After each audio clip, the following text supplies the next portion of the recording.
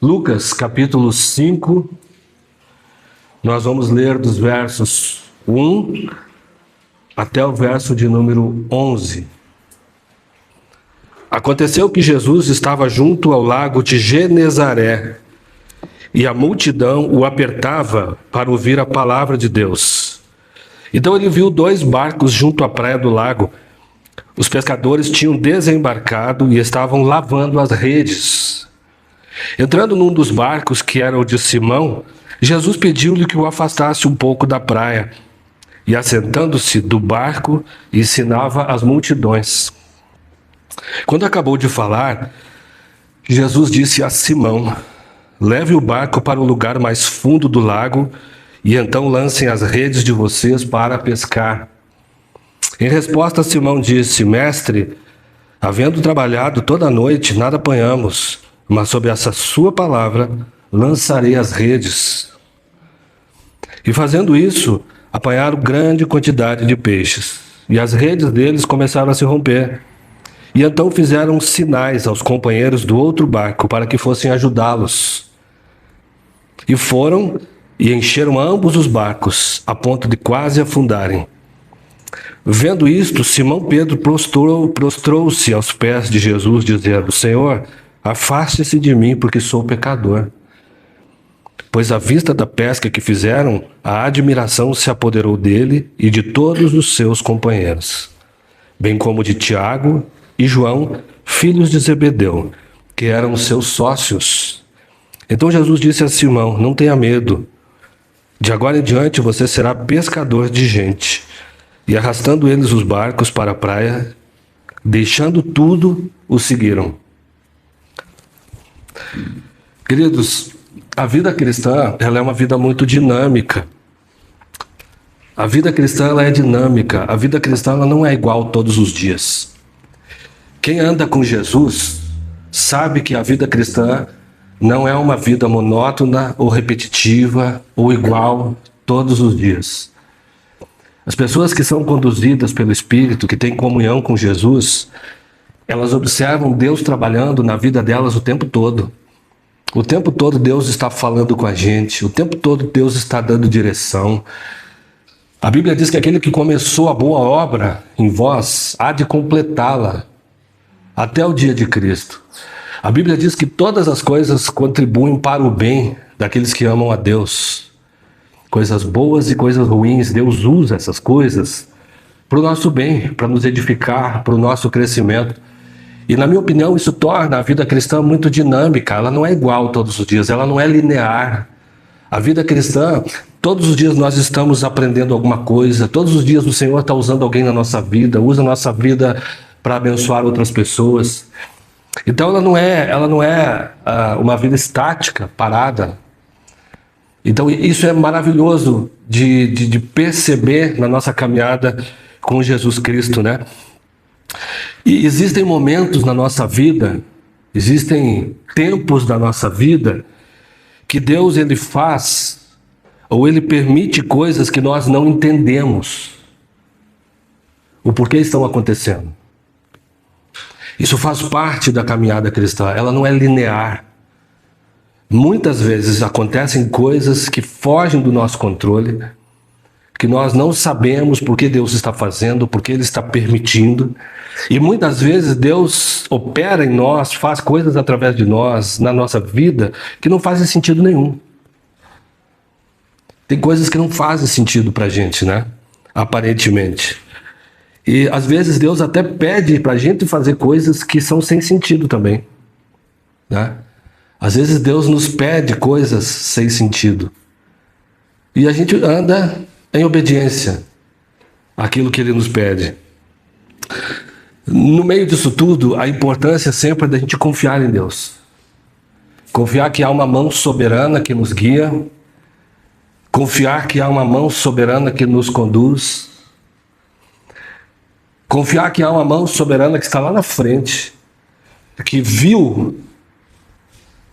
já viu aquilo que a gente não vê, que já está entendendo todo o processo, mesmo que ele não esteja ainda diante dos nossos olhos. O meu irmão lá no Rio Grande do Sul teve uma época que ele pegava carros de seguradora, carro batido. E ele chegava com aqueles carros na oficina, aquele troço destruído. E eu me lembro de uma vez que eu olhei e falei, cara, tu é louco. Tu é louco pegar esse troço aí. Aí ele, não, o que tem que tá bom, aqui tá bom. Que é a coluna, algumas coisas assim. Então, fica tranquilo. E de repente ele começava com aquelas máquinas, puxava do lado, puxava do outro, arrancava. Só que na cabeça dele, desculpe, na cabeça dele, ele já viu o carro pronto, lá na frente. Ele não estava vendo aquilo ali. Aquele troço destruído que a gente via quando entrava na oficina dele. Ele já estava vendo lá na frente já. E eu penso que Deus, ele é assim com a gente.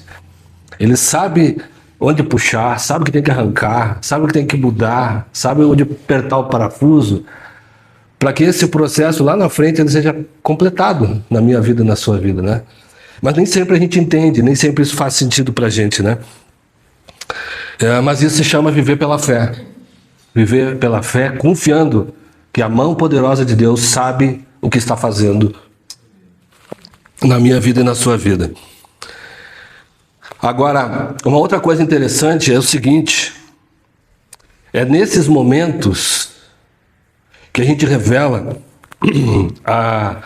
a maturidade, o nível de maturidade da nossa fé.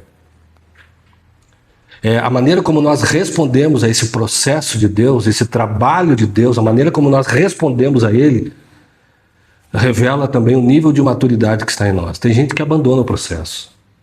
Tem gente que não aceita, tem gente que não se conforma. Tem gente que não entende. A maneira como nós respondemos ao agir de Deus na nossa vida, ela fala muito sobre o nível de maturidade que a nossa fé tem.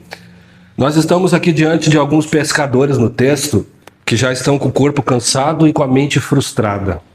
Você já passou por isso? Pescadores que estão com o corpo cansado, eles haviam trabalhado a noite inteira. Já era de manhã, já viraram a noite trabalhando, fazendo força com aquelas redes. E eles estão com a mente frustrada. Senhor, nós trabalhamos a noite inteira, a gente não apanhou nada. Né? Então há uma frustração dos discípulos aqui. Jesus está lidando com gente que passou uma noite e se frustrou. Estão voltando para casa de mãos vazias, sem provisão, sem o sustento, talvez, da sua casa. E aí, nesse momento, o texto nos mostra que Jesus sobe no barco e usa aquele barco como sala de aula para ensinar a multidão princípios do reino de Deus. E aí, depois disso, Jesus vai fazer uma coisa que vai mudar toda a história do texto, né? Jesus vai dar uma direção para Pedro. E qual é a direção?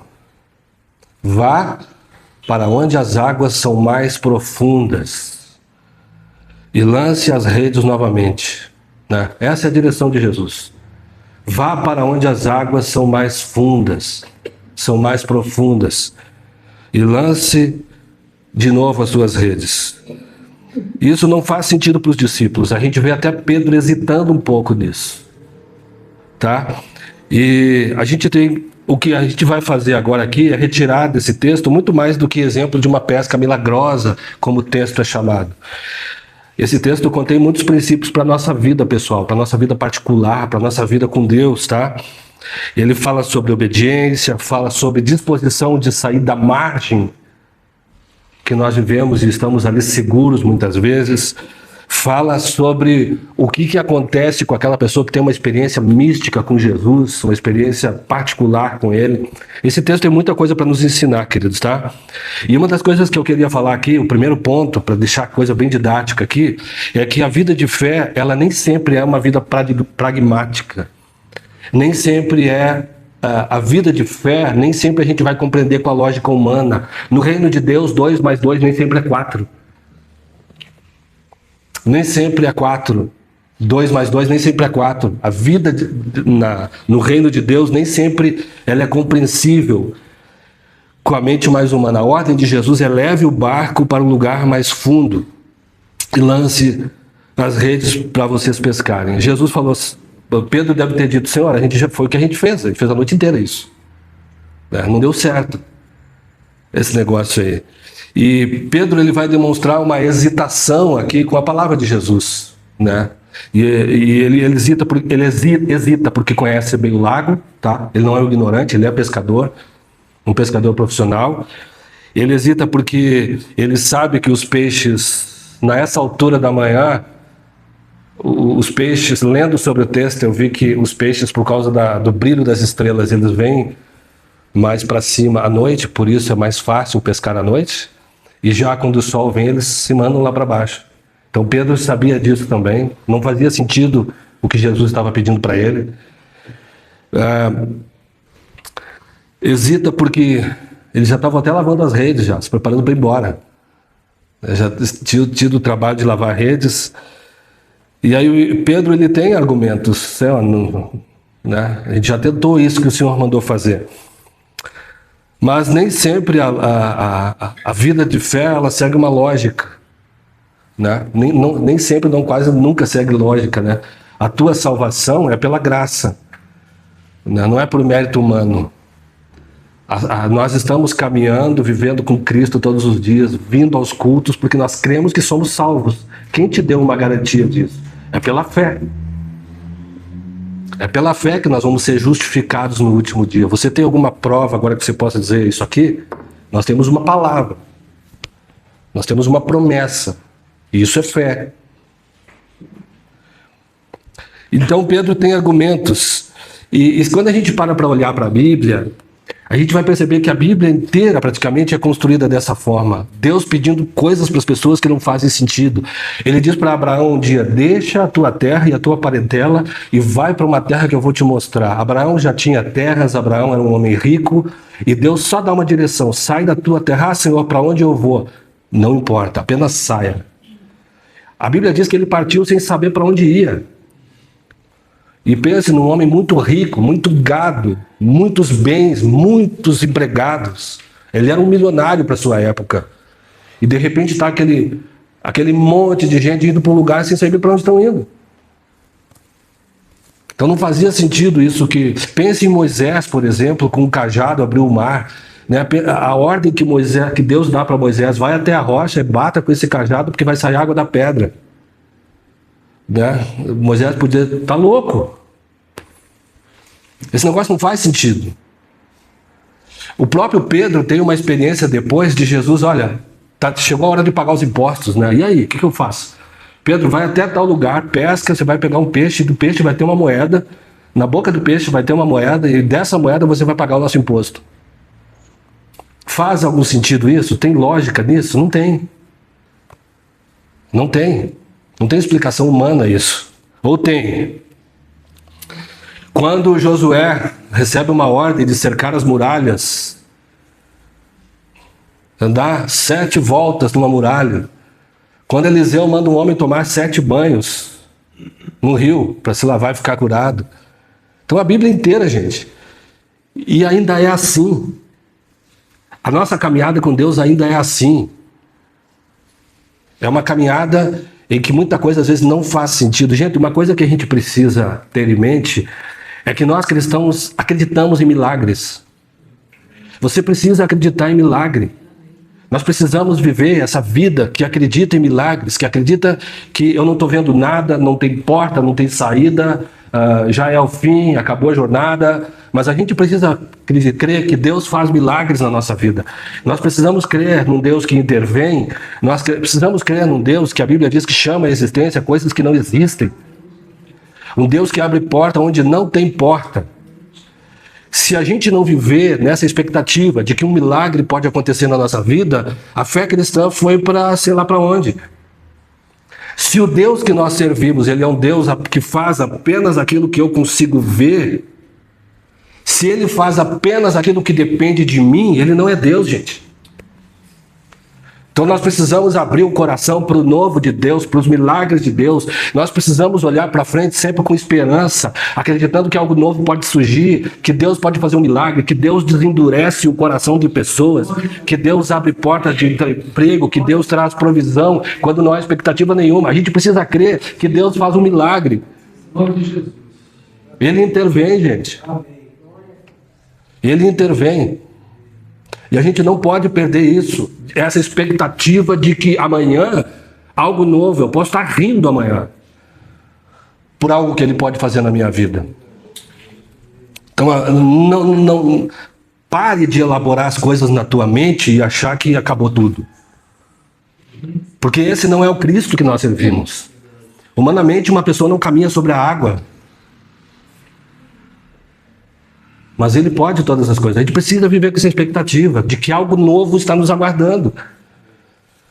E de repente um corpo cansado, uma mente frustrada, e de repente eles estão ali com tantos peixes que está rasgando as redes, que eles precisam de ajuda. De um momento para o outro, a realidade foi transformada, gente. Sem que a mente humana pudesse explicar, sem que aquele horário fosse horário de peixes. Mas no momento eles estão frustrados, dizendo, Senhor, a gente já fez isso. E no outro eles estão pedindo ajuda, porque tem tanto peixe que as redes estão rasgando. E nós vivemos nessa expectativa, gente. Uma coisa que eu aprendi na minha vida foi acreditar em milagres. Eu acredito em milagres. Eu acredito num Deus que intervém.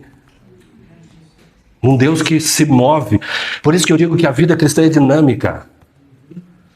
A vida cristã é dinâmica. Hoje você pode estar num leito de hospital e amanhã você pode estar pulando de alegria em algum lugar. Então a gente precisa acreditar nisso. Senão a fé, ela vai continuar não fazendo sentido. A questão, gente, não era que se Pedro entendia o que Jesus estava fazendo, mas se ele confiava naquilo que Jesus estava pedindo para ele. Não importa se eu entendo, se eu não entendo, se é possível, se não é possível que isso aconteça. O que importa é que eu vou confiar numa palavra que Jesus me deu. Uma palavra que Cristo me deu. Entendeu? Tenta de novo. Jesus não pediu grandes coisas para Pedro. Pediu apenas tente de novo. Vá para águas mais profundas e tente de novo. Não desista. Algo novo pode acontecer. Gente, há um padrão na vida das pessoas que obedecem a Deus, que andam uma caminhada de obediência. Elas obedecem antes de entender. Primeiro a gente obedece, depois a gente compreende, se é que vai compreender. Mas há um padrão na vida das pessoas que andam com Jesus, que obedecem essa verdade, né? Primeiro a gente obedece. E depois a gente compreende. Se é que dá para compreender muita coisa que ele faz, né? Uma coisa que nós precisamos compreender dentro disso é que a última palavra, gente, não pertence às circunstâncias. A última palavra na nossa vida não pertence ao momento ou às circunstâncias que nós estamos vivendo, tá? Mas pertencem àquilo que Cristo determinou para cada um de nós. Pertencem àquilo que Ele falou, àquilo que Ele diz. Gente, deixa eu te dizer uma coisa. Se Jesus está dizendo não andem ansiosos por coisa alguma, é a mesma palavra que Ele deu para Pedro, vai mais fundo. Se Ele disse na sua palavra, eu estou cuidando de vocês. Se Ele diz que nem um passarinho fica sem o cuidado de Deus, quanto mais vocês, homens de pequena fé. Então, se a palavra de Deus diz duas vezes, Filipenses e Mateus, não andem ansiosos por coisa alguma. A ansiedade é um medo que está no nosso coração. A ansiedade é um tipo de medo, e nós, com frequência, estamos antecipando muitos medos na vida da gente. Mas e se acontecer isso? Mas e se acontecer aquilo? E a gente sabe que muitos medos na nossa vida não acontecem. Não acontece. Quais são os medos que você está lidando hoje? Quais são os medos que estão tomando conta do teu coração nessa manhã? Nós precisamos entender que é sobre a palavra de Cristo nós lançamos as redes. Se Ele disse que está cuidando de mim, se Ele diz que está provendo, se Ele diz que não cai um fio de cabelo da nossa cabeça sem que seja do conhecimento dEle, se Ele disse, dá-nos o pão nosso hoje, Ele vai fazer, gente. E é nessas palavras que a gente olha e diz, eu creio, Senhor. Amém, né? Eu creio, eu me firmo nisso. Talvez Deus esteja fazendo alguma coisa na tua vida hoje que não esteja fazendo sentido para você. Talvez Deus esteja permitindo alguma situação que esteja te amedrontando. E olha o que Ele diz para Pedro bem no finalzinho, não tenha medo. Talvez a gente esteja passando por situações que nos amedrontem, que nos deixem ansiosos. Talvez situações que você olha e diz assim, eu não tenho mais esperança. Entendeu? Mas, muitas vezes, Deus permite algumas coisas que não fazem sentido. E Ele não faz isso sem propósito. Ele faz isso porque Ele tem um propósito, porque Ele está cuidando e porque lá na frente Ele quer se revelar a cada um de vocês. Ele quer deixar a tua fé mais madura. Ele quer deixar a tua fé mais consistente. Uma fé que não é baseada em circunstâncias humanas. Uma fé que não está baseada naquilo que a gente pode planejar ou não. Muitas vezes, é uma verdade isso, tá? Que Deus faz, mas você tem que fazer a tua parte. Muitas vezes você não tem que fazer nada. Porque muitas vezes nem tem o que fazer.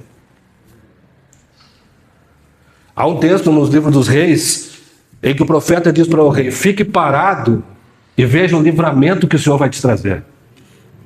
Muitas vezes não há o que fazer. Mas a gente sempre quer dar uma ajudinha para Deus, né? Que nem o Abraão lá, que Deus prometeu um filho, o filho não chegava, Sara fez o quê? Então tem um filho com Agar aí, né? Então vamos dar um jeitinho aqui para a promessa ser cumprida. Deus não precisa disso, gente. E tanto que aquele filho foi rejeitado. Não é desse filho que vai ser a minha descendência. Então muitas vezes a gente vive situações que não fazem sentido. Que não há explicação, em que 2 mais 2 não é 4. Não são 4. Agora, uma coisa muito interessante que esse texto nos ensina é sobre uma vida que precisa ser conduzida por uma palavra de Cristo. Pedro não teve fé na fé, Pedro não teve pensamento positivo. Não foi aqui pensamento positivo que ancorou Pedro, não foi porque ele era um grande homem de fé, então tudo se resolveu, não. Se resolveu porque ele tinha uma palavra, Jesus mandou. Lance as redes novamente, vai mais profundo. E a nossa fé, ela precisa estar ancorada numa palavra de Deus, numa direção de Deus. Não é porque eu estou crendo, que eu tenho pensamento positivo, que tudo vai dar certo. Mas porque Deus determinou através da sua palavra, porque Ele falou. E é na palavra dele que nós colocamos a nossa fé, a nossa esperança. É nisso que nós nos sustentamos. Quando o teu coração desanima completamente, né? A palavra diz em Romanos que Abraão creu contra a esperança. Porque ele já não tinha mais esperança, mas ele tinha uma palavra. Ele tinha uma promessa sobre a vida dele. Então as esperanças tinham se acabado, mas ele tinha uma promessa de Deus. E é nisso que nós colocamos as nossas esperanças. É numa palavra, são nas promessas. A Bíblia, gente, quem sabe você pode pegar durante essa semana e descobrir promessas, descobrir palavras de Deus e dizer, Senhor, eu recebo isso para a minha vida. Porque é a tua palavra. Não é o meu pensamento positivo. Gente, o nosso coração ele é inconstante. Hoje eu creio, amanhã eu não creio porque eu estou, indignado com Deus. Porque Ele não fez. Eu gosto muito do Eugene Peterson, um pastor presbiteriano. Ele escreve num dos livros dele, ele fala assim que Deus nem sempre se comporta do jeito que nós queremos, né? Deus nem sempre se comporta do jeito que nós desejamos. Mas nós cremos, então, porque Ele disse algo. É nisso que nós cremos. Sobre a tua palavra eu vou lançar as redes. Aqui a ideia do texto original é sobre o teu decreto. Eu lanço as redes. Foi porque o Senhor decretou. Então eu lanço as redes sobre a tua palavra. E essa é a frase mais importante de toda essa passagem aqui. É sobre a tua palavra. Inclusive esse é o tema da minha mensagem. Sobre a tua palavra. Então essa palavra, ela precisa ser seguida e obedecida com cuidado, sobre a tua palavra. Então a obediência de Pedro aqui, ela tem chão, ela tem fundamento. Não é porque Pedro creu e pensou positivo e tudo deu certo. Mas é porque ele tinha um decreto. Ele tinha uma ordem de Jesus Cristo, vai mais profundo. E lança a rede de novo. E aí tudo aconteceu. Existe uma diferença, né, entre o que a gente chama de fé muitas vezes e a fé bíblica verdadeira. Tem muita gente que diz que, eu sou uma pessoa de muita fé. Muita fé em quê? Muita fé em quem? Isso faz diferença. Não basta só ter fé. Mas você tem fé em quem? Você tem fé no quê? É nessa palavra? Então é sobre isso que a gente precisa pensar. Pedro, gente, lá em casa, nós tivemos o hábito a vida inteira de nunca nos mover, nunca tomar decisões importantes sem buscar uma palavra, sem buscar uma direção de Deus para a nossa vida. Nós criamos os nossos filhos assim. Sempre que você tiver que tomar uma decisão, procure ao máximo ouvir Deus, qual é a orientação que Ele tem para te dar nesse momento. E se você não teve uma palavra, pesquise o que a Bíblia fala sobre esse assunto. E se a Bíblia ainda não comenta sobre esse assunto, daí você faz aquilo que o teu coração, o que você pode, aquilo que a tua consciência cristã, baseada em alguém que tem o Espírito, te disser. Mas a gente aprendeu a não nos movermos sem termos uma direção de Deus. Nós estamos aqui, por exemplo, prestes a dar um passo de fé e de organizar essa igreja para o ano que vem. Eu não estou dizendo para a igreja, nós vamos organizar a igreja o ano que vem. Eu estou dizendo que se Deus permitir, é o que eu tenho dito, nós vamos organizar a igreja. E eu tenho buscado continuamente, Senhor, confirma, dá uma palavra, testifica a respeito desse assunto, para que a gente possa dar os passos de fé. Nós ainda não temos condições para isso. Agora, se Deus me der a palavra, se Deus der a palavra para essa comunidade, nós vamos lançar as redes. Ainda sem condições para isso. Ainda que sem condições para isso, nós vamos lançar as redes. Mas o que nós queremos, em primeiro lugar, é ouvir, Senhor, o que o Senhor tem para nos dizer sobre esse assunto. É a tua palavra que vai nos nortear. É a palavra de Deus que nos direciona.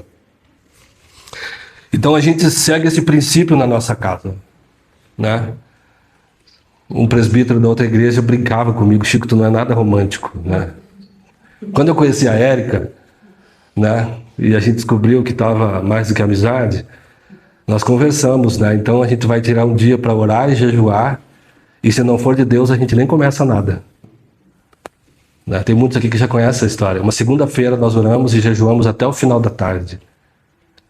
E eu deitei um pouquinho no final da tarde e acordei assim acordei meio assustado com um texto na minha mente. E era o texto de João, do Evangelho de João, que dizia sobre João Batista falando sobre a voz do noivo e a voz da noiva, e diz assim: essa alegria se cumpriu em mim. E aí eu parei para compartilhar com a Érica esse texto. A Érica tinha tido a mesma passagem, só que em Jeremias, porque em João essa passagem é uma passagem repetida de Jeremias. E aí nós compartilhamos, e nem tinha começado nada, mas desde aquele momento eu já tinha plena convicção que a Érica seria a mulher que eu ia casar. Nunca duvidei disso um segundo, porque a gente teve uma direção. A gente teve uma palavra muito clara de Deus naquele sentido. Então, eu fico impressionado com alguns cristãos, eles tomam decisões importantes na vida deles sem consultar o Senhor, sem saber se o que eles estão fazendo tem a aprovação da palavra em primeiro lugar. Já viu o tal do namoro missionário? Né? A Bíblia orienta que quando a gente casar, a gente case com alguém que tem a mesma fé que a gente, né? Mas no namoro missionário a pessoa casa com um incrédulo e acha que vai converter ele. Nem sempre isso acontece, gente. Tem casos que acontece. Mas não é o que a Bíblia orienta. O que a Bíblia orienta é casem no Senhor. Então tem muitas pessoas que tomam decisões importantes sobre a sua vida sem consultar a Deus, sem buscar uma palavra, sem buscar um direcionamento. E, gente, direção de Deus é algo que a Bíblia promete. A Bíblia promete que o Espírito nos guiaria. A Bíblia promete que o Espírito nos daria direção. E se estivermos sensíveis, é o que Ele vai fazer. Ele vai te dizer cai fora. Ele vai te dizer sim, Ele vai te dizer não, Ele vai te dizer espera, uma palavra que a gente não gosta, né? Espera mais um pouquinho. Mas a palavra promete direção. Então, gente, como pastor, eu insisto das igrejas desse rebanho, das pessoas que fazem parte dessa igreja e desse rebanho, é que a gente aprenda a ouvir a voz de Cristo. Isso é essencial para a tua vida cristã, né? A Bíblia ensina que o que nos faz bem-sucedidos é a obediência a Deus. Então nós precisamos, e é uma coisa fundamental na minha vida, na sua vida cristã, é ouvir a voz de Cristo. É saber para onde o seu dedo está apontando. Tem gente que muda de igreja, sai de igreja. Deus tem muitas formas de falar, gente. Mas nem sempre as pessoas seguem meios bíblicos para que isso aconteça. Mudam de empresa, mudam de... Hoje em dia, né, a gente sabe que as pessoas, elas mudam tudo. Dizem que a gente só não abandona time de futebol. O resto tudo a gente pode trocar. Esposa, trabalho, igreja. Só time de futebol que eu raramente vejo alguém mudando de time, né? Mas a gente vive num mundo que as pessoas mudam tudo de qualquer jeito, gente. E não há uma voz do pastor sobre elas. Pastor que eu digo, nosso Senhor Jesus Cristo. Elas conduzem a sua vida do jeito que eles melhor entendem. Se você entregou a tua vida para Jesus Cristo um dia, você precisa ouvir a voz dele. Você precisa permitir que ele seja o teu Senhor de fato. E muitas vezes ele vai te dizer não. Ou por acaso teu pai e a tua mãe te disseram sim a vida inteira. Lara, você ouve sim o tempo todo? Não, né? Ruth, você ouve sim o tempo todo? Não. Mas do Pai do céu a gente quer ouvir sim o tempo todo, né? E não é assim que a coisa funciona, gente, tá? Então nós precisamos dessa submissão à voz do nosso pastor. Gente, tem um texto de Provérbios 28, 9, capítulo 28, verso 9, que diz que quem desvia os ouvidos de ouvir a lei, ouvir a palavra de Deus, quem desvia os seus ouvidos de ouvir a palavra, até a sua oração é abominável. Se não há obediência do coração, uma disposição para a obediência, até a nossa oração é abominável, segundo o texto de Provérbios. Tá? O terceiro princípio que eu quero tirar desse texto aqui é de que eu e você precisamos nos dispor, gente, a ir para águas mais profundas. Nós precisamos estar, e é isso que Jesus quer, ele quer te tirar da margem. Ele quer te tirar muitas vezes da zona de conforto.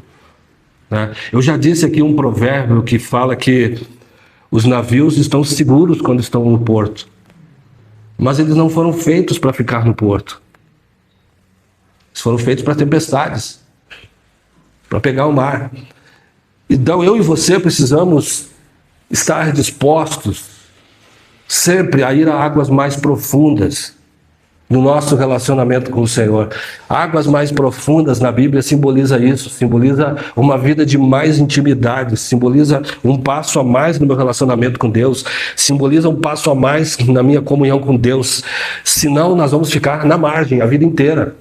E é possível viver uma vida cristã na margem, sem experimentar coisas maiores da parte de Deus, sem experimentar aquela coisa assim dele, ele disse, então eu confio. Porque na margem a gente não precisa cometer riscos. Na margem a gente não se arrisca. Na margem nós estamos seguros. Mas na margem quase nada acontece, né? Então para muitos isso está bom. A margem representa a nossa segurança. Ficar na margem representa estarmos seguros. A terra firme está pertinho, né? Então não tem problema. Margem é o lugar que a gente está no controle. Se ficarmos na margem, ali nós estamos no controle. E muitas vezes Deus vai te mostrar, você não está no controle de nada. Ir para águas mais profundas significa deixar o controle nas mãos do Senhor. Pensa no que está acontecendo na tua vida hoje e você não está no controle. Há algo na tua vida hoje que você diz assim, eu não estou no controle disso? Tem alguém que tem alguma situação assim, eu não estou mais no controle de determinada situação? Alguém está vivendo alguma situação assim? E o que a gente faz?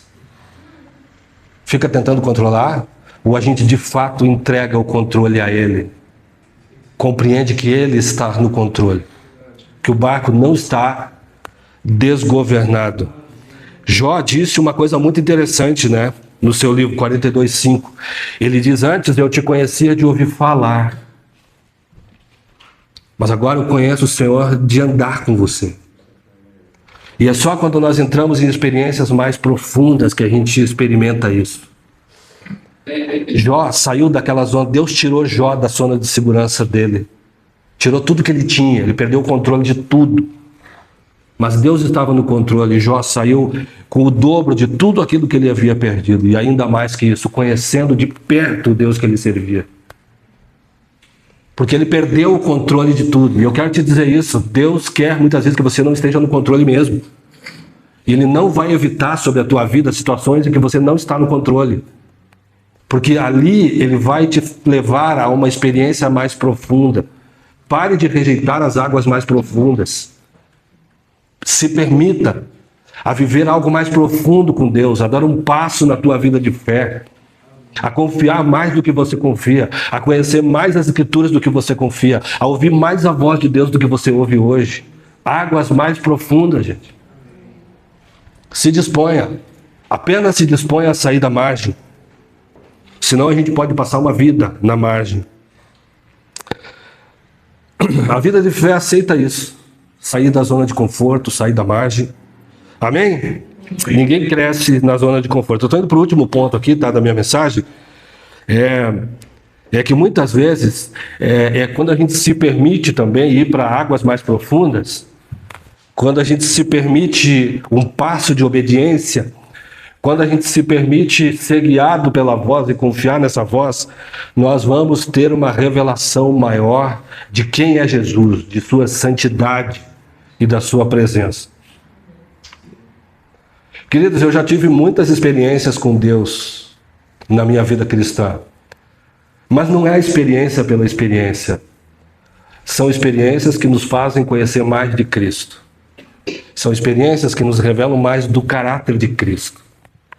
Não é simplesmente uma experiência de provisão, de cura. Não é a experiência pela experiência. Isso é maravilhoso de vivenciar. Mas é a revelação de Jesus que está por trás daquela experiência. Por trás da experiência do barco cheio de peixe, das redes se rompendo, há a experiência de ter conhecido a santidade de Cristo. Né? É o que ele diz, né? Retira-te de mim, Senhor, porque eu sou um homem pecador. A gente percebe diante de quem a gente está. Nós começamos a entender a diferença, quem nós somos, é uma revelação de quem nós somos e é uma revelação de quem Ele é. Pedro aqui ele tem esse choque, porque não é um milagre apenas, como a multiplicação dos pães e todo mundo foi embora. Pedro ele teve uma revelação espiritual de quem era Jesus, a ponto dele te dizer, sai de perto de mim, eu sou um pecador. Sabe essa consciência que a gente tem de quem nós somos? Pecadores, impotentes, falhos, com a fé inconstante, com a fé que falha, que duvida. Nós passamos a ter consciência de quem nós somos e de quem Ele é. Aquilo que eu falei no começo do culto, que nós não temos consciência de quem Deus é. Nós conhecemos um pouquinho daquilo que Ele se revelou. Mas a Bíblia fala de um Deus que criou o universo, que criou os mares, que tem o mundo na palma das suas mãos. Nós não conhecemos. E quando nós temos uma experiência da revelação de Jesus, nós passamos a entender quem nós somos. E quem Ele é diante de nós. A santidade, a presença, a grandeza de Jesus. Pedro não estava diante de um homem qualquer. Era homem, mas não era um homem qualquer, não. É alguém que deu uma palavra numa hora impossível do dia e os barcos, as redes se romperam. O Deus que controla a natureza, um Deus que dava ordem, um Jesus que dava ordem para os ventos e eles paravam, ordenavam o mar e ele acalmava, dizia que eles iam pescar e as redes se rompiam. Qual foi o nível da revelação de Deus que você já teve na sua vida, gente? Que nível de revelação de Jesus você já... Nós estamos falando de coisas espirituais. Estamos falando daquilo que a mente não compreende, foi o que eu disse no começo. Estamos falando daquilo que está além da mente humana compreender. Estamos falando daquilo que a nossa capacidade humana não chega, nosso nível de compreensão. Nós estamos falando aqui de uma revelação espiritual, de quem é Jesus. Nós podemos compreender quem é Jesus pelos evangelhos, conhecer a sua história do nascimento, da Páscoa, da morte e ressurreição. Podemos conhecer histórias. Mas nós tivemos, de fato, uma revelação de Cristo espiritual. Gente, isso é o novo nascimento. Por isso que Jesus ensina em João 3 com Nicodemos, que ele diz que ninguém vai ver o reino de Deus se não experimentar o novo nascimento. Essa revelação que é espiritual da pessoa de Jesus Cristo. Retira-te de mim, porque eu sou um pecador. Isso a gente chama de quebrantamento. É uma experiência de quebrantamento que Pedro teve aqui, sabe, gente? E Pedro teve essa experiência de ter o seu coração quebrantado diante de Deus. Nesses casos aqui, a gente tem uma visão mais honesta de quem nós somos e de quem Cristo é na nossa vida. Amém? Amém. Que tipo de revelação nós já tivemos de Cristo na nossa vida, né? Quando ele se revela, faz toda a diferença. Gente, vocês observaram o que o texto diz? Chegou uma hora que eles não estavam mais nem aí com os peixes, eles abandonaram tudo. Dá uma olhada no texto. Eles largaram tudo, gente. E vão seguir o Jesus. Sei lá o que aconteceu com esses peixes. O texto diz, né? Agora adiante você vai ser pescador de homens. E arrastando eles os barcos para a praia, deixaram tudo. Agora nem peixe mais fazia sentido para eles diante da revelação que eles tiveram de Jesus. Deixaram tudo para trás, gente.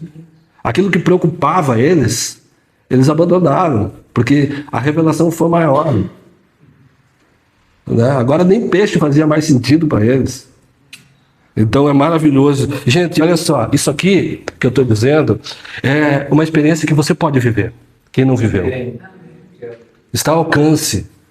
Não é algo para uns poucos seres iluminados espirituais.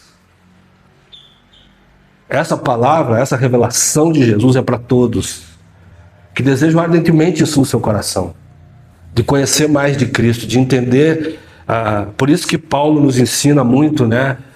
Ele fala, né, que nós andamos por fé, nós não andamos por vista, né? Por isso é interessante, né? Quando você lê os evangelhos, eu estou concluindo já. É interessante quando a gente lê os evangelhos, quando nós olhamos para a vida do apóstolo Paulo, nós percebemos pessoas, gente, que eles estão com os pés na terra, mas a mente está no céu. Eles vivem uma vida nos dois andares. Os pés estão aqui, eles estão vivendo essa vida, mas a mente está conectada ao Pai. Eles estão conectados o tempo todo. Para onde que o vento está se movendo, como que o Espírito está soprando, o que ele quer fazer hoje. E enquanto ele não faz, eu estou caminhando, estou falando de Cristo, estou fazendo a obra, estou semeando a palavra, eu estou discipulando. Por quê? Porque eles entendem que tudo isso aqui é passageiro, isso aqui já era. Isso aqui que nós estamos vivendo hoje, Pedro diz que já estão com os seus dias contados, está tudo reservado para o fogo. Então a gente vê um Jesus que está aqui, ó, caminhando, mas com a mente lá em cima, conectada ao Pai. Ele diz, eu não faço nada que o Pai manda, eu quero glorificar o Pai. Jesus fala 2 vezes no Evangelho de João, eu não busco a minha própria glória.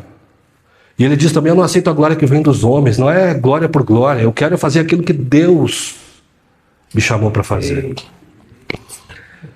Amém? Amém? Sobre a tua palavra, eu vou lançar as redes. Vamos ficar de pé?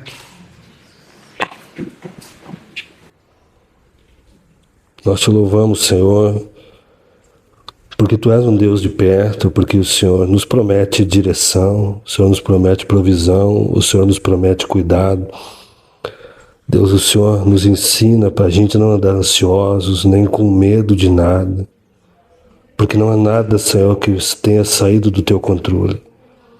Deus, nós te louvamos por esse cuidado, por essa segurança que nós temos. Ainda que, Deus, tudo esteja caindo do nosso lado, nós sabemos que o Senhor está no controle. O Senhor reina, está sentado no trono, Senhor.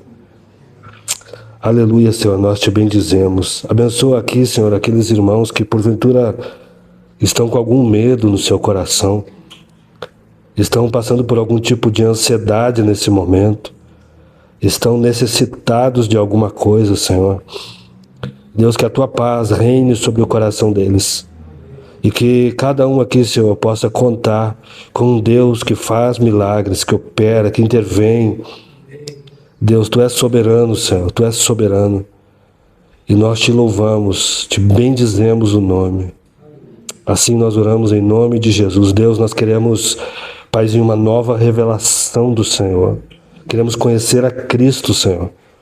Não é a experiência pela experiência, a provisão pela provisão, o livramento pelo livramento, mas é a experiência, a revelação de Jesus que isso vai nos trazer, que vai fortalecer a nossa fé, que vai fortalecer a nossa comunhão contigo, Senhor. Que assim seja, em nome de Jesus, em nome de Jesus. Amém e amém. Você pode sentar?